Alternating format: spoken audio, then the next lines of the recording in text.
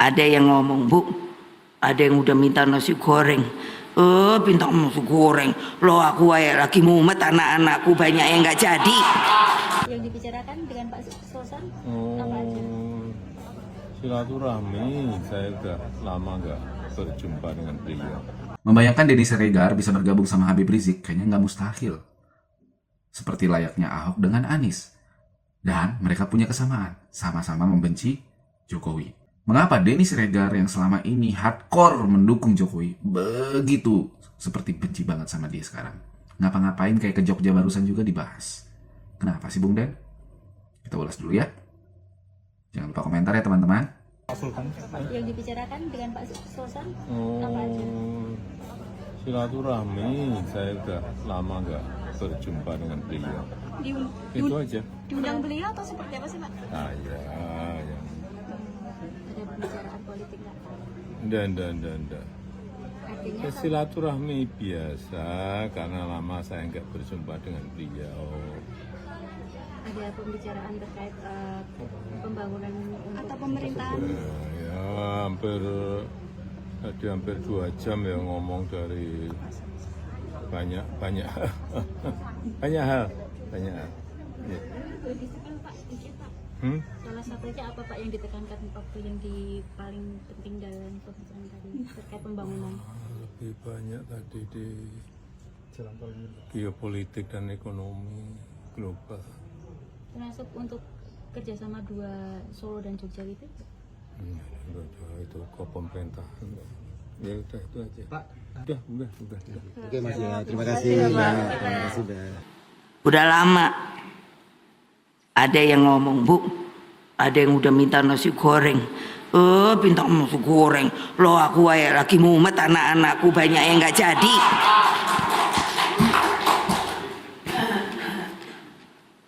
Begitu loh. Loh memangnya nggak boleh? Ya boleh lah. Tapi kan prinsip, Mas, bene wae aku nang kene wae, situ sono lah rame-rame. Apa aku ngerusui situ kan ya enggak tau. Kalau aku perlu situ kan ya enggak perlu ketemu tau. Aku bisa kok ngirim orang. Ya saya pikir ada pertemuan-pertemuan yang kemudian digagas oleh kawan-kawan baik dari PDIP maupun dari Gerindra, itu yang saya dengar. Dan saya belum mengetahui lebih lanjut perkembangan sampai mana, tapi kira-kira mungkin mengarah ke sana. Ulasan tentang Jokowi bersama Sultan, katanya ngapain aja, kita lihat kata Jokowi. Terus kata Jokowi, cuma masalah ngomongin geopolitik sama ekonomi, yang terpenting kami sudah lama nggak silaturahmi. Cuman itu aja, kata Joko Widodo waktu itu. Ya, kita nggak tahu ya, pastilah pertemuan kayak gitu nggak mungkin hal yang biasa-biasa saja yang dibahas. Itu terjadi siang, sekitar Rabu 15 Januari ya. Tapi pas pukul 6 tiba-tiba ada tweet nih ya, tweet 6 sorenya ini ada tweet dari seorang tokoh pegiat media sosial bernama Denny Siregar. Gara-gara ada yang janjian mau makan nasi goreng bareng, ada yang resah sampai nyari gudeg ke Jogja. Kalian tim apa? Nasi goreng apa gudeg? Nah ini kan simbol nih. Nasi goreng kan kita tahu tadi, kalau nasi goreng itu simbol dari menu andalan Megawati kalau mau bersatu kayak gitu. Terus kalau gudeg memang simbol apa? Simbolnya Hamengkubuwono di Jogja.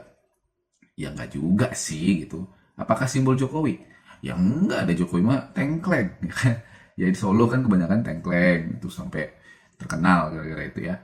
Nah, jadi yang dimaksud Denny Siregar pasti ya, mungkin hampir 90% lah kita bilang maksudnya itu adalah Joko Widodo yang mungkin resah dengan cawe-cawenya Megawati ketika hari ulang tahun HUT PDI ya, yang mana dia bilang mau makan nasi goreng boleh seolah kayak ngasih kode ke Prabowo. Dan itu juga ada diamini oleh sekjen dari Gerindra Pak Dasko, bilang akan mungkin terjadi dalam waktu dekat. Ini konklusi kayak gini nih kita harus pahami bahwa mungkin saja bisa terjadi. Namanya juga politik, itu dinamis. Yang penting kalau Megawati jangan ada orang yang menyakiti dia. Yaitu siapa? Joko Widodo. Bukan Joko Widodo, jangan ada Susilo Bambang Yudhoyono. Begini.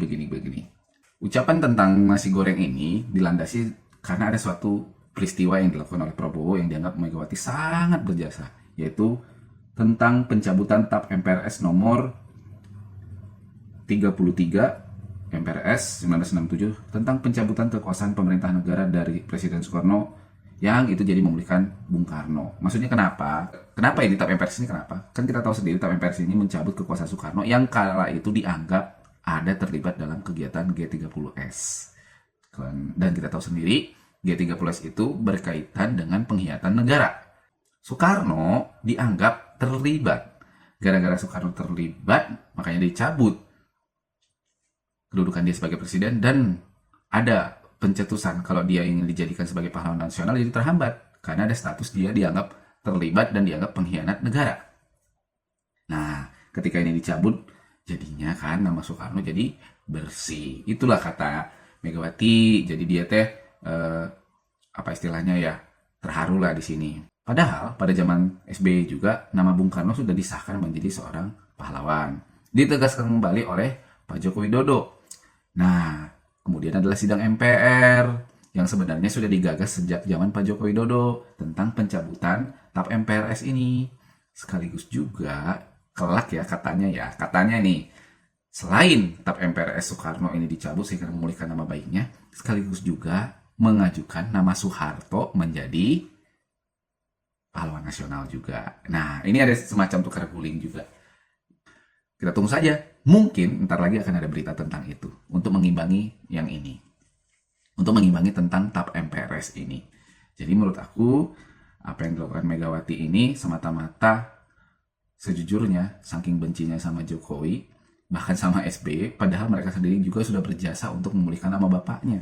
Tapi karena benci ya, nama Prabowo aja yang disebut sama dia. Sambil dia juga kayak, ya Ibu Mega mungkin seperti merayu supaya Prabowo kerjasama sama dia. Mungkin PDI nggak kuat nih kalau nanti harus oposisi selama 5 tahun, bisa jadi.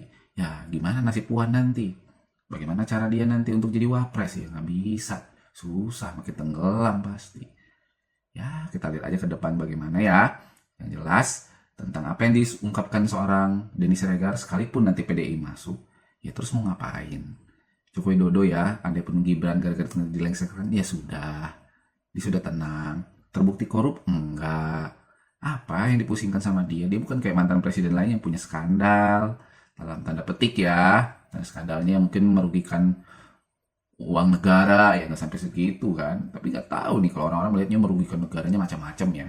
Kalau aku pribadi sih enggak. Pak Jokowi tidak sampai seperti itulah. Oke, jujur aku masih tetap setia dalam artian berterima kasih tetap apa yang dilakukan Pak Joko Widodo. Dan berterima kasih kalau Pak Prabowo tetap meneruskan itu. Mari kita tunggu menatap Indonesia untuk lebih baik lagi. Sampai ketemu lagi ya, dan jangan lupa komentar. Terima kasih.